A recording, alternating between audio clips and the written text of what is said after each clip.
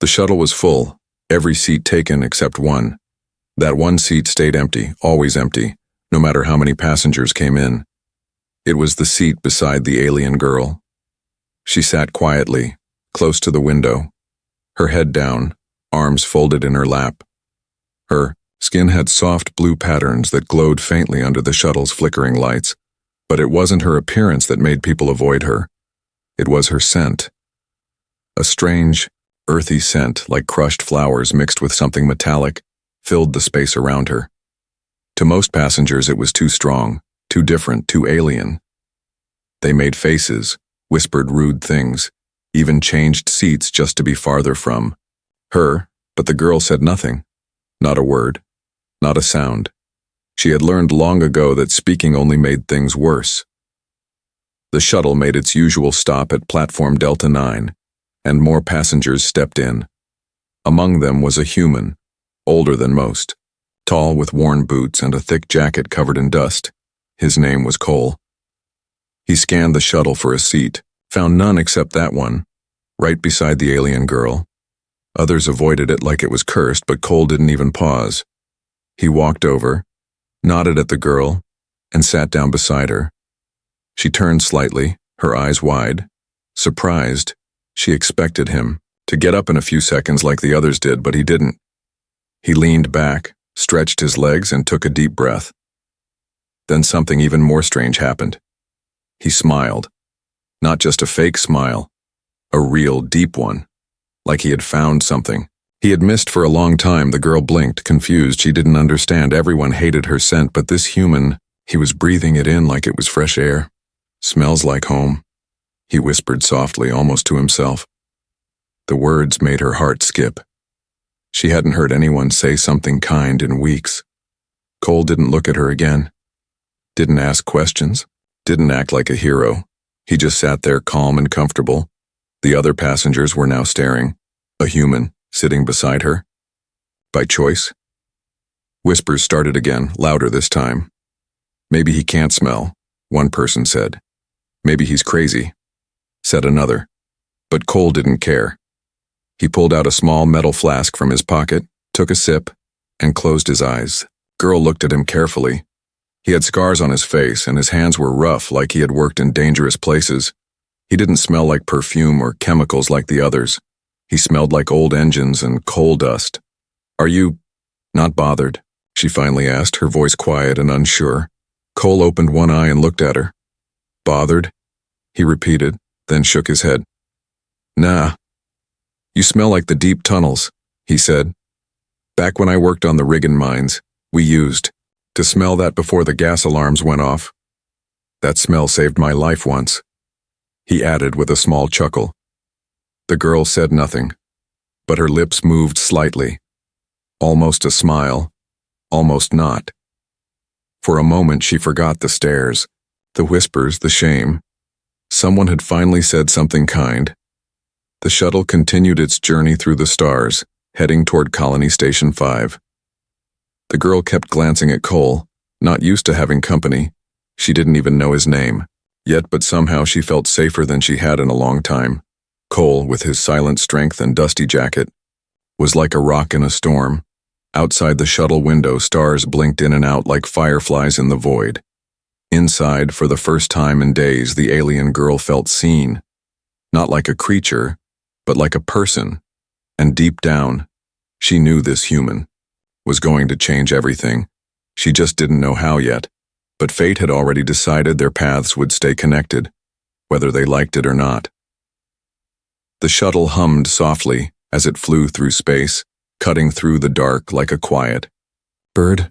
The alien girl sat still, but her mind was spinning. This human Cole was not like the others. He didn't flinch from her scent. He didn't mock her or move away. Instead, he spoke of tunnels and memories, and how her scent reminded him of home. She had never heard that before, not from any species. Not from her own kind either.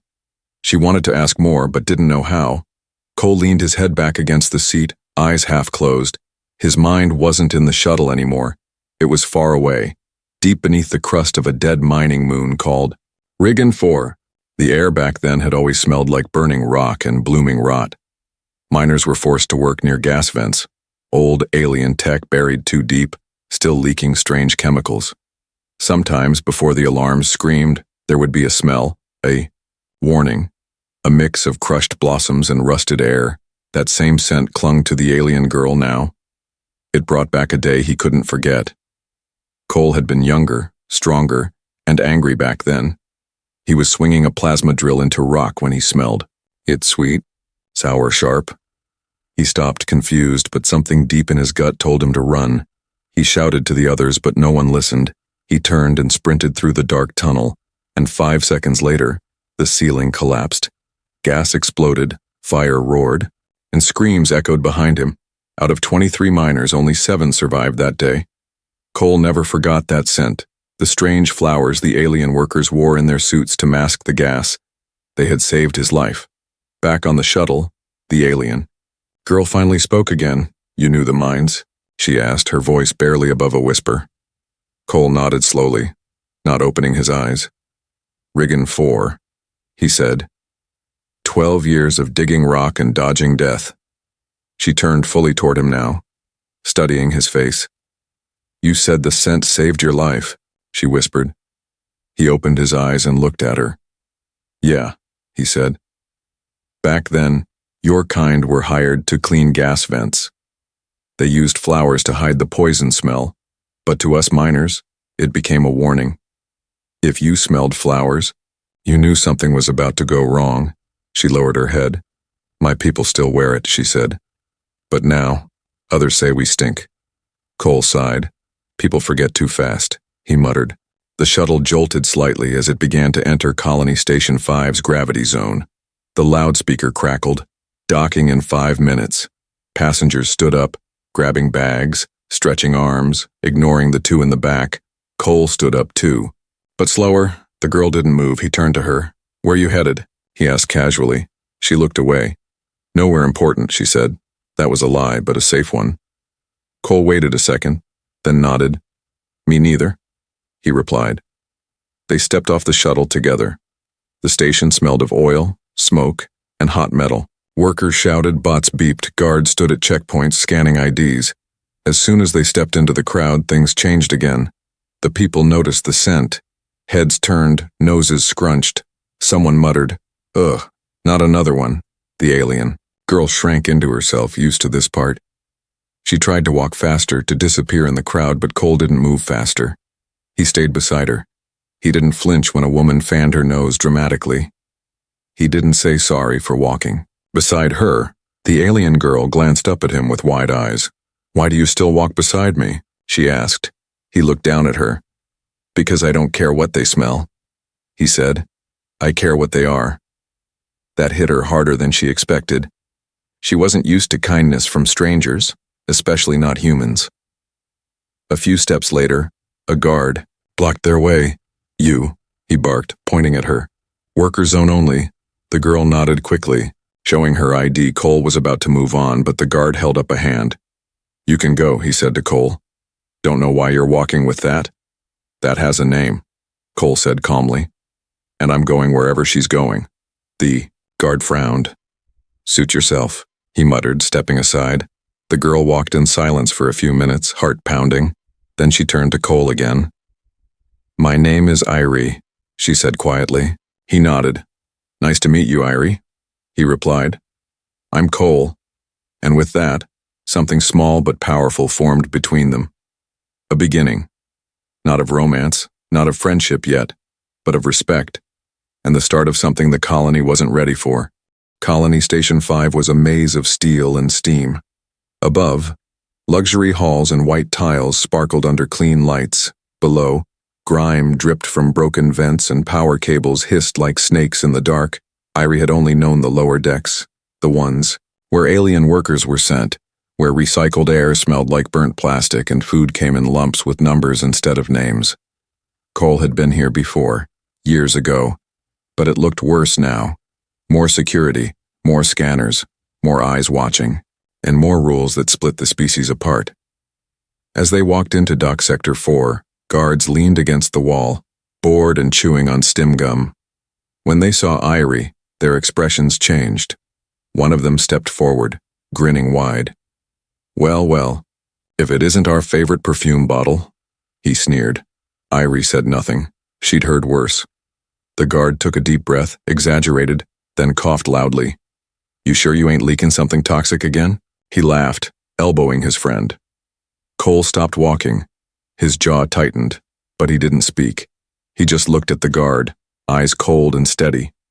Irie tugged at his sleeve gently, whispering, It's fine. But it wasn't fine. She was just used to it. The other guard smirked and looked at Cole. You lost, human? That thing's headed to the waste levels, he said. Not a place for someone like you. Cole finally spoke. She's not a thing, he said. His voice was calm but sharp. Like broken glass, the first guard snorted. You trying to be her hero? He asked. Go ahead. Follow her to the stink pit, see how long you last. Irie pulled Cole's arm again, more urgently now. Come, she said softly. Don't fight them. Cole held the guard's stare for one more second, then turned. Away. They walked down the metal stairs past flickering lights and broken cameras behind them. The guards laughed like hyenas. Irie stayed silent, her steps quick and stiff. Cole didn't say anything either. Not yet. Only when they reached the bottom, far from ears and eyes, did she finally speak. You didn't have to defend me, she said. Now they'll just mock you too.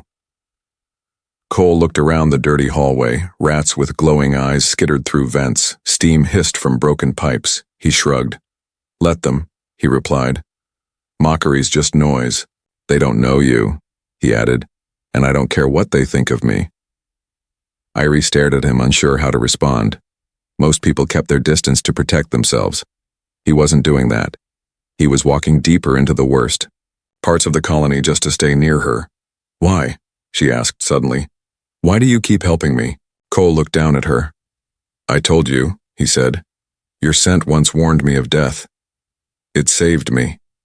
But more than that, he added, I've seen what happens when no one stands up for someone. I've been that someone. Irie looked away, her voice quieter. I've always been that someone. They passed through a gate with rusted bars entering the worker sector. Here the air was warmer but not clean. Everything smelled of sweat, burnt oil, and cheap food. Aliens of different shapes and sizes moved around. Some carried tools. Others limped from old injuries. No one smiled. No one spoke without reason. Eyes followed them as they passed. Most staring at Cole. A human in the worker block was rare. Irie led him through a long corridor, then stopped at a door. The number above was flickering. Unit 9C. This is where I sleep, she said. Not much, but it's safe, Cole nodded. Safer than the upper decks, he muttered. Inside, the room was small, just one metal bed, a cracked water pipe, and a broken fan that buzzed without spinning. There were no decorations, no photos, no personal things, only a small piece of cloth folded on the shelf, light blue with a faint pattern like roots and stars. Cole walked over and touched the cloth gently. What's this? He asked. Irie answered slowly. It's my brother's. She sat down, her shoulders tense. He was taken months ago, she said. Forced to work here. Then one day he vanished. They said he ran away. But I know he's still here, she added. Somewhere in this colony. Cole didn't speak for a long moment, then he sat beside her. Do you have anything of his? Scent? A recording? He asked. Irie opened a small locket from around her neck and held it out. Inside was a tiny cloth scrap, stained and old. Cole leaned forward, breathed it in. His eyes closed slowly. Then he opened them, sharper now. He was here, he said. But they're hiding something. Irie looked up, hope flickering in her eyes for the first time in weeks. Then we find him, she whispered. Cole nodded. Together, in that small room, between broken fans and forgotten air, a promise was made, and nothing would stop them now.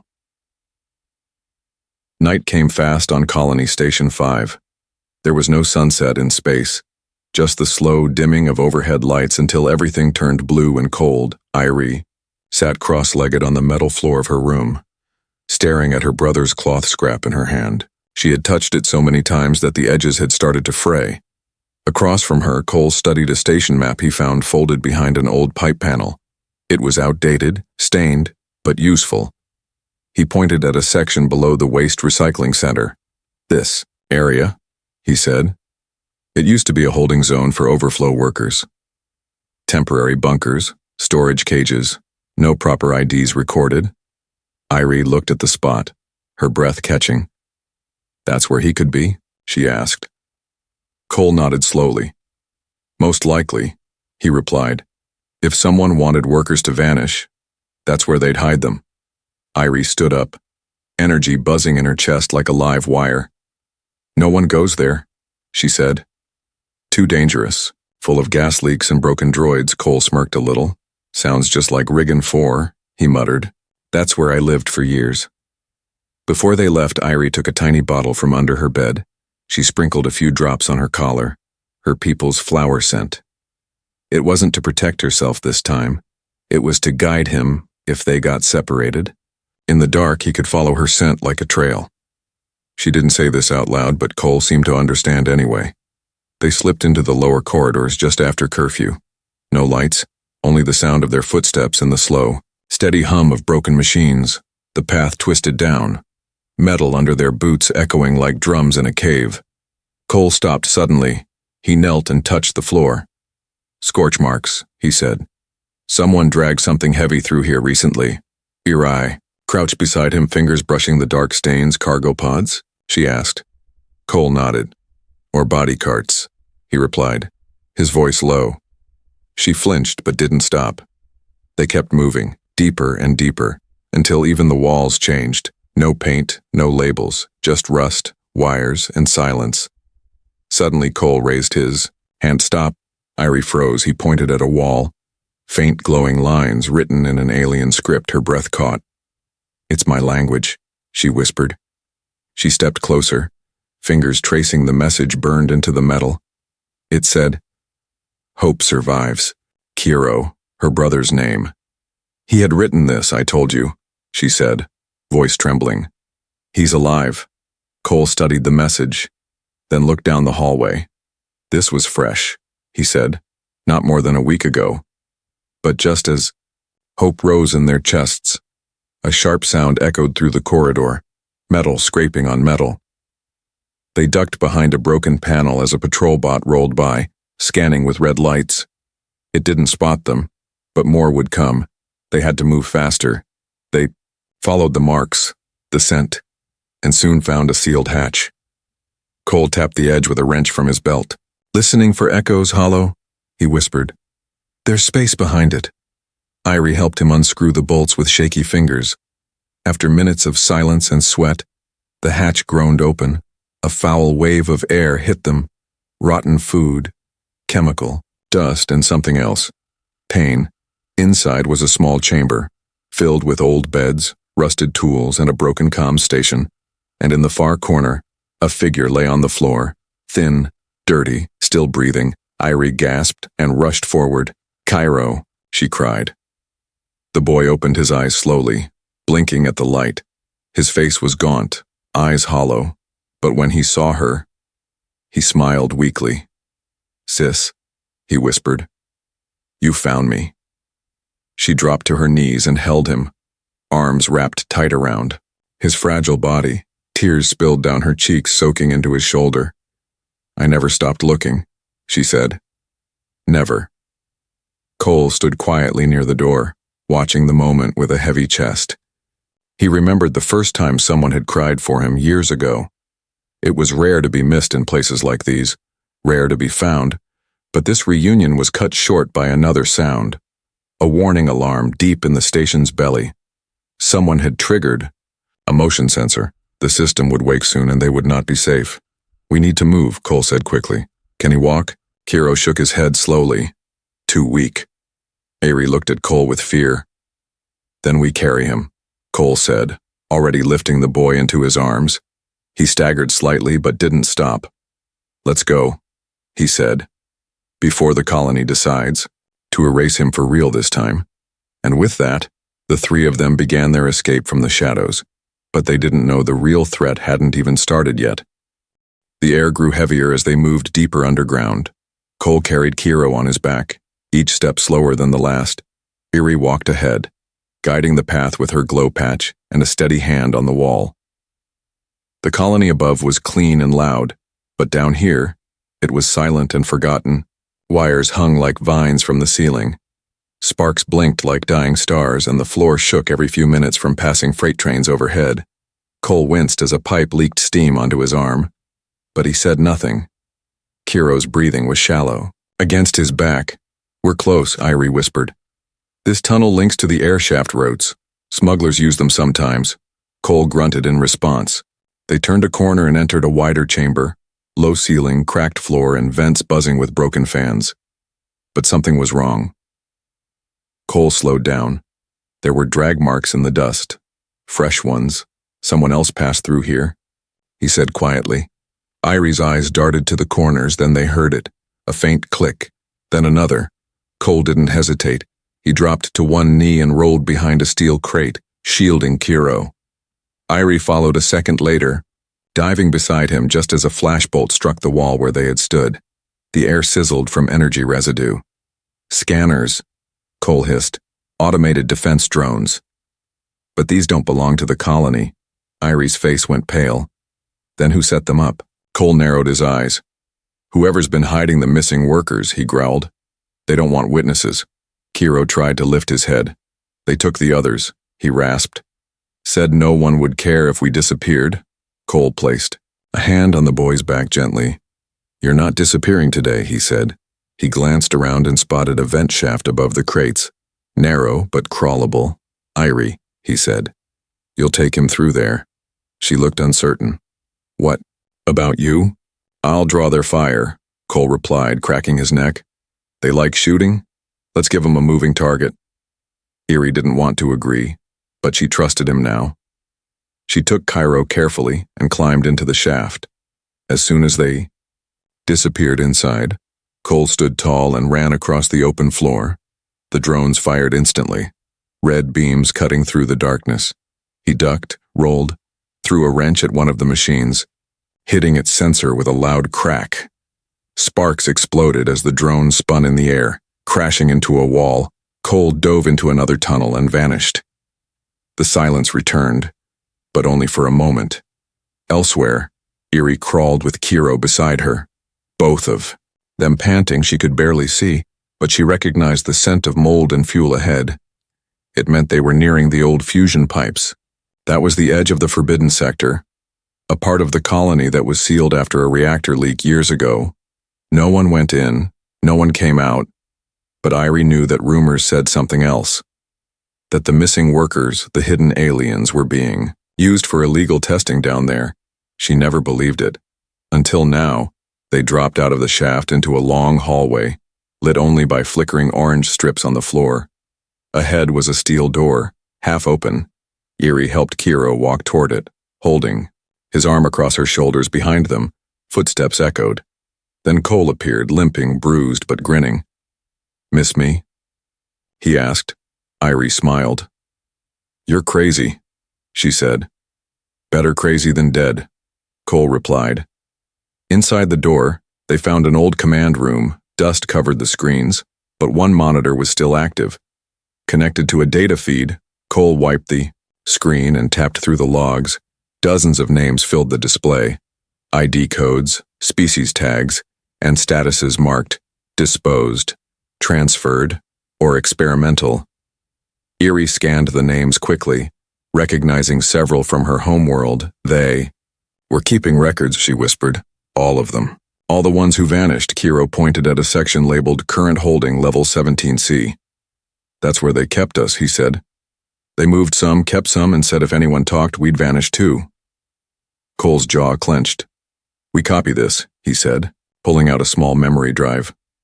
"We take it to someone who can't ignore it. Someone high enough to clean this filth out." Irie looked doubtful. "They'll silence us," she said. "Like they always do." "Not if we speak loud enough," Cole replied. He turned and looked at the two siblings. "You both have a story now," he said. "One that needs to be heard." Irie nodded slowly. For the first time, she didn't feel helpless. She felt angry, strong, and ready. They sealed the room behind them. taking the only path that would lead back to the surface, through the heart of the forbidden sector, where more dangers waited in the dark, but they didn't turn back. Not now. They were no longer hiding. They were going to expose everything. Dire. Tunnels twisted like a dying snake beneath the colony. Every step forward was hotter, the air thick with dust and the scent of chemicals long banned by galactic law. Irie covered Kiro's face with her scarf, trying to keep the worst of it out of his lungs.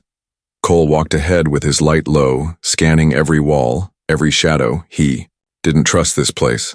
Not the silence, not the warmth, not the smell of fake cleaning gel hiding something worse. This was where secrets were buried, and they were about to dig one up. At the end of a narrow hall, they found a sealed door marked Level 17C. Access denied. Cole crouched and pried open the control panel. Manual overrides old, he muttered. But I can force it. Irie held Kiro close, her eyes darting to the darkness behind them. Fast, please, she whispered. Sparks flew as Cole bypassed the lock, the door screeching open an inch, then another. Finally it groaned, and slid wide enough for them to enter. Inside, they found a place that should not have existed, the Chamber of Forgotten. It was vast, lit by a dull red glow from cracked energy rods on the ceiling. Rows of cages lined the walls, real cages, not cells. Inside, some were beds, inside others. Nothing but ashes and tools left behind. Cairo tensed in Irie's arms. This is where they kept us, he said, voice trembling. Like animals. Irie's hands shook. She had imagined horrors before, but nothing like this. Cole's face was stone. This is why they wanted you gone, he said. So no one would talk about this. One cage had carvings on the wall, alien symbols, numbers counting days. Another had names scratched into the floor. Some were crossed out. Starved, Kira whispered. They told us food would come, then didn't. They watched. Cole turned slowly, taking it all in. They were testing something here, he said. Maybe weapons, maybe diseases. Either way, it's a crime scene. At the far end of the chamber, they found a glass room sealed behind two thick doors. Inside were cryopods, 7 of them humming quietly. 3 still had beings inside, Irie gasped. One of them is from my clan, she whispered, pressing her hand to the glass. She disappeared years ago. Cole activated the console beside. The pods, names, species, vitals, all logged, he said, inserting the memory chip again. We have proof now. I can extract all of this. Cairo pointed to a nearby locker room. They kept our personal items in there, he said. They took everything. ID chips, photos, family tags. Irie opened one of the lockers and pulled out a small bag. It had her name on it. Inside was a broken pendant and a folded paper sketch her brother once drew for her. She clutched it tight, tears rising in her eyes. She wasn't alone anymore, not invisible, not forgotten. Cole backed away from the console, holding up the chip. We send this to 3 places, he said. 1 to the colony governor, 1 to the planetary council, and 1 directly to the galactic press. They can't cover it up if too many people see it. Irie nodded, wiping her face, but we still need to get out, she said. This place is deep, and if they trace us, they will, Cole interrupted. That's why we move now. Suddenly, the wall behind them lit up with a red light, unauthorized. Access detected, security. En route, Cole's heart sank. They activated a silent alarm, he growled. We've got maybe 5 minutes. He pulled out a small plasma cutter and handed it to Irie. Cut the cages open, he said. Wake anyone alive, get them moving. Irie didn't question him. She ran to the cryopods, slamming the emergency wake buttons and starting to slice.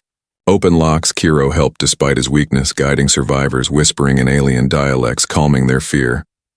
One by one, they awoke. Confused, weak, but alive. Follow me, Cole barked, leading them down a back corridor he spotted on. The map earlier, it led through a waste chute, filthy, steep but unguarded. The air stank worse than anything they had smelled before, but no one complained. They climbed, crawled, pushed through layers of old garbage and broken bots until a hatch above opened to reveal a sliver of light. Cole boosted Kiro up first, Then Erie, then the others. Finally, he climbed out last, shoulders burning, lungs aching. They had escaped, but the station was on alert now. Alarms howled across the docks, guards ran, drones swarmed the sky, and in the middle of it all, a group of forgotten prisoners emerged into the open, not hiding, not afraid. Cole raised his arm and held up the memory chip to a news drone flying by. Red light blinked, camera locked on. "Tell them," he shouted. "Tell everyone what they did down there." The upper levels of Colony Station 5 were in chaos. Sirens wailed through every hall, red lights flashed across glass walls, and command drones flew in tight circles, scanning for intruders. But they weren't intruders. They were survivors, and they were done hiding. Cole stood at the front of the group, his shoulders covered in dirt and dried blood, his jacket torn from the vents. Behind him, Erie supported her brother Kiro, who could barely walk but refused to fall. The other freed prisoners followed in silence, their eyes wide, their faces thin, but their steps firm. The people in the marketplace froze when they saw them. Vendors dropped their wares, children stared from behind booths, and the humans whispered, "Aliens? Where did they come from? What is that smell?" Yes, the scent came before them, strong, earthy, alive. The same scent that had once made people turn away now traveled ahead like a storm signal, but this time, it didn't bring disgust. It brought warning, and something else too. Truth, because nothing this strong could be ignored anymore. Cole stepped onto a raised platform near the central hub, holding up the memory chip. A few seconds later, the public broadcast drone hovered in front of him, blinking red, recording live. "This station has secrets," Cole said, his voice loud and steady.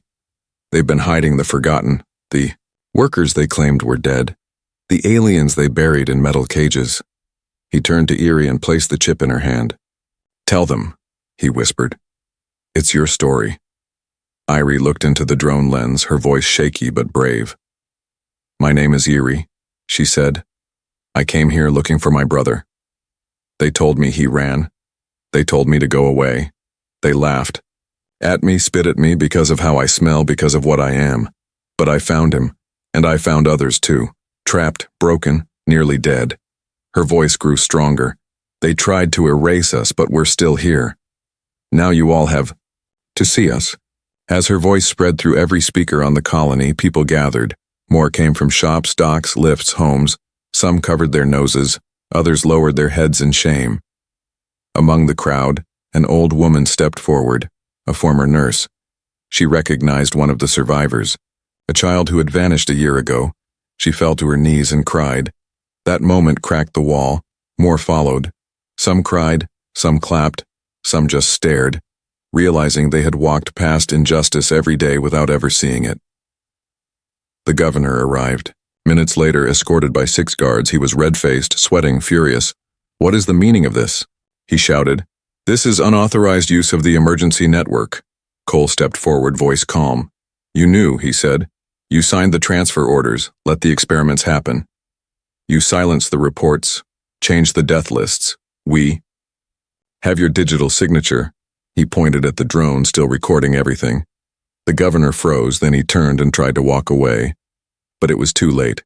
Messages were already flying across systems, files uploaded to public forums, news, channels blinking with alerts, illegal alien detention uncovered, worker abuse confirmed on Colony Station 5. Human and alien witnesses speak out.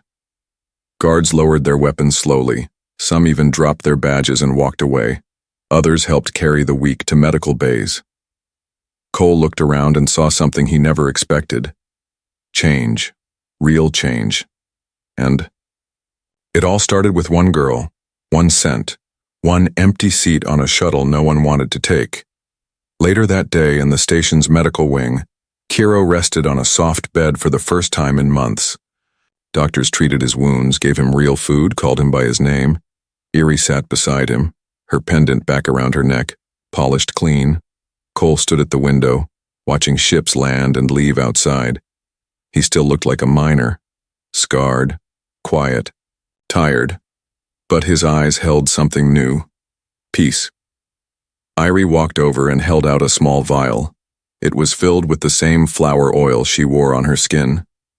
He raised an eyebrow. "Thought you hated the smell?" he teased. She smiled. "You're the first." One who didn't, he took it, turned it in his hand, and put it in his coat pocket. "Thank you," he said simply. Irie looked at him and asked, "So what now?" Cole chuckled. "Now?" he said. "I think I'll finally get some rest. But if anyone else tries something like this again..." He didn't finish the sentence. He didn't have to, because now the galaxy was watching, and no one would forget the scent that once made others turn away, because that scent saved lives.